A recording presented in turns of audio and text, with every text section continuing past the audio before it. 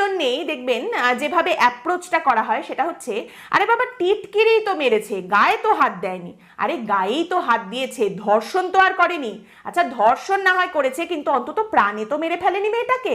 আচ্ছা মেয়েটাকে খুনই করে দিয়েছে না হয়, কিন্তু তারপরে ক্ষতিপূরণের কথাটা তো বলেছে।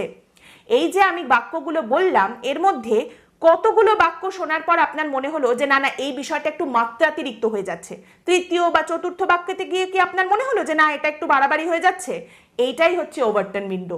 প্রথম বাক্য থেকেই আপনার মনে হবার কথা যে না এটা হতে পারে না, একটা টিটকিরিও মারতে পারে না, সেটা ভুল, গায়ে হাত দেওয়া তো অনেক দূরের কথা। কিন্তু আপনার যদি তৃতীয় বা চতুর্থ বাক্য থেকে মনে হয় যে না না এইবার একটু বাড়াবাড়ি হয়ে গেল, তার মানে প্রথম দ্বিতীয় এই বাক্যগুলোকে আপনি অলরেডি নর্মালাইজ করে ফেলেছেন, অলরেডি সেগুলো স্বাভাবিক হয়ে গেছে, এবং অলরেডি সমাজ আপনাকে সেগুলো মানতে শিখিয়ে দিয়েছে, মানতে বাধ্য করে নিয়েছে। ওভারটন উইন্ডোর এটাও একটা বিষয় যে